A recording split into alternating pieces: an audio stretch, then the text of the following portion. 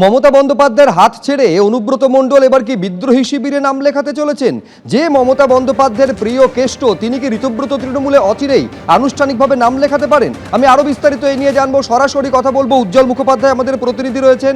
উজ্জ্বল, অনুব্রত মণ্ডল শিবির বদলাতে পারেন, বেশ কিছুদিন ধরে এই জল্পনা চলছিল, সময়ের সঙ্গে সঙ্গে জল্পনা কি আরো বেশি জোরালো হচ্ছে? একদম তাই। দেখো, প্রথমত হচ্ছে ঋতব্রত বন্দ্যোপাধ্যায়দের যে শিবির,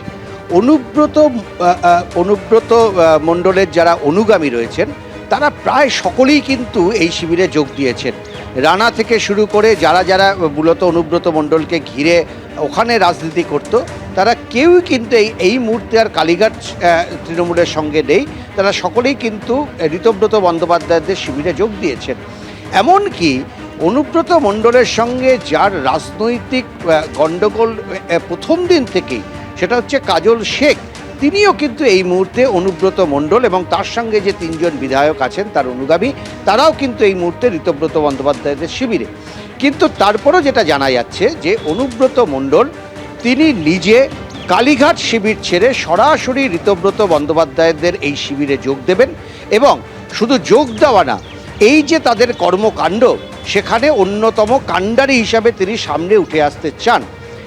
গতকাল রাত পর্যন্ত ঠিক ছিল আজকের যে বৈঠক, সেই বৈঠকে অনুব্রত মণ্ডল আসবেন, এবং ঋতব্রত বন্দ্যোপাধ্যায় তার একটা ইঙ্গিত দিয়েছিলেন যে তার সঙ্গে অনুব্রত মণ্ডলের অন্তত 30 বার ভোটের পর কথা হয়েছে। কি কথা হয়েছে তিনি বলতে চাননি, কিন্তু দুই রাজনৈতিক দলের রাজনীতিবিদের মধ্যে যদি কথা হয় তাহলে অবশ্যই যে এই বিষয়গুলো উঠবে, এতে কোনো সন্দেহ নেই। কিন্তু গতকাল রাত থেকে যেটা জানা যাচ্ছে সেটা হচ্ছে অনুব্রত মণ্ডল অসুস্থ, তার এই মুহূর্তে বাড়ি থেকে বেরোনোর মতন শারীরিক অবস্থা নেই। আমরা সকালে তার সঙ্গে যোগাযোগ করেছিলাম, তিনি কোনো রকমে ফোন ধরেছেন। আমরা জানতে চেয়েছিলাম যে আপনি কি কলকাতায় আজকে আসছেন। তিনি বলেছেন কোট আনকোট, শরীর ভালো থাকলে আজকে আমি কলকাতায় যেতাম, কিন্তু শরীরের যে অবস্থা তাতে আমার পক্ষে আজকে কলকাতা যাওয়া সম্ভব হচ্ছে না। আমরা জানতে চেয়েছিলাম আপনি কি ঋতব্রত বন্দ্যোপাধ্যায়ের যে সংগঠন সেখানে যোগ দিচ্ছেন, এই ব্যাপারে কিন্তু তিনি আর কোনো মন্তব্য করতে পারেননি। তিনি বলেছেন আমার শরীর খুব খারাপ, আমি আর কিছু বলতে পারছি না। ফলে এই মুহূর্তে তিনি কলকাতায় আসতেন এটা কিন্তু নিশ্চিত করেছেন আমরা যখন তার সাথে যোগাযোগ করি তখন। কিন্তু তিনি এই বৈঠকে যোগ দিতেন কি না, এই প্রসঙ্গ কিন্তু তিনি কোনো উত্তর দেননি। আমাদের কাছে যেটা খবর সেটা হচ্ছে যে আজকে ঋতব্রত বন্দ্যোপাধ্যায়রা বারবার যোগাযোগ করেছিলেন, এবং সমস্ত দিক দিয়ে আজকে অনুব্রত মণ্ডল আসবেন এটাই কিন্তু প্রায় চূড়ান্ত ছিল। আমরা দেখেছি যে নির্বাচনের পর থেকে আস্তে আস্তে কালীঘাট শিবির থেকে নিজেকে কিন্তু সরিয়ে নিতে শুরু করেছিলেন অনুব্রত মণ্ডল। তার সঙ্গে মমতা বন্দ্যোপাধ্যায়ের যতই সুসম্পর্ক থাক না কেন, এবারের নির্বাচনে কোথাও কিন্তু একটা দূরত্ব তৈরি হয়েছিল দুই শিবিরে।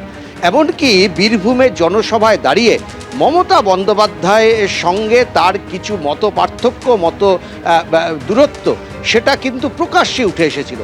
স্বাভাবিকভাবেই আমরা কিন্তু দেখেছি যে প্রত্যেকটা 2011 থেকে শুরু করে সবকটা নির্বাচনে যে ফর্মে অনুব্রত মণ্ডলকে দেখা যেত, কখনো কখনো তোপদাগা, কখনো বিজেপির বিরুদ্ধে আক্রমণ। একেবারে আমি আবার উজ্জ্বল তোমার কাছে আসবো।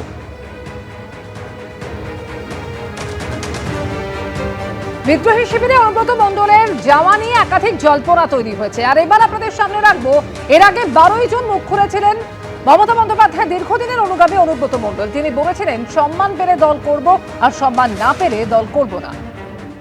সম্মান পেলে দল করব, সম্মান না পেলে দল করব না।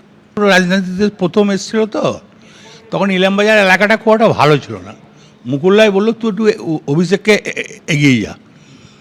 হ্যাঁ, আমি কিন্তু মুকুল্লায় কথায় ওই জায়গাটা রাস্তা ফাস্তা তো গ্রামের রাস্তা, বুঝতেই পারছেন, আমি একটু এগিয়ে গিয়েছিলাম। তো ও নেমে আমাকে বলেছিল তুমি রাজনীতির কী বোঝো? ওকে দেখে তো আমি রাজনীতি করি না, আমি তো মমতা ব্যানার্জিকে দেখে রাজনীতি করি। আইপ্যাক তো দলটাকে শেষ করলো, দুনিয়ার জায়গা থেকে টাকা তুলে নিয়ে গেল, আর আলফাল দলের লোকগুলোকে বসিয়ে দিয়ে গেল, তারা দলের ভাবমূর্তি নষ্ট করলো, টাকা পয়সা তুললো, সব কিছুই করলো। 100 পেরোবে না, শতাব্দী রায়ের সঙ্গে কথা হয়ে গেছিল, ভোটের আগে বলে দিয়েছিলাম। ও বলেছিল হ্যাঁ যেভাবে চলছে 100 পেরোবে না। আইপ্যাক দলের 12টা বাজিয়ে দিয়েছে। মমতা ব্যানার্জি আন্দোলন করে উঠে এসছে, তো মমতা ব্যানার্জি ভুল কাজ করবে কেন? যে জল্পনা তৈরি হয়েছে গতকাল ঋতব্রত বন্দ্যোপাধ্যায়ের মন্তব্যে তা আরো জোরালো হলো। তিনি বলছেন যে ভোটের রেজাল্টের পরে অন্তত 30 বার কথা হয়েছে অনুব্রত মণ্ডলের সঙ্গে, তিনি একজন দক্ষ সংগঠক। কেষ্টদার সঙ্গে আমার নিয়মিত কথা হয়, গত কয়েক বছর ধরেই হচ্ছে। এখন রেজাল্ট বেরোবার পর কেষ্টদার সঙ্গে অন্তত 30 বার কথা হয়েছে। আমার মনে নেই 30 বার কি 30 বার কথা হয়েছে, আমি দায়িত্ব নিয়ে বলছি 30 টাইমস কেষ্টদার সঙ্গে আমার ফোনে কথা হয়েছে।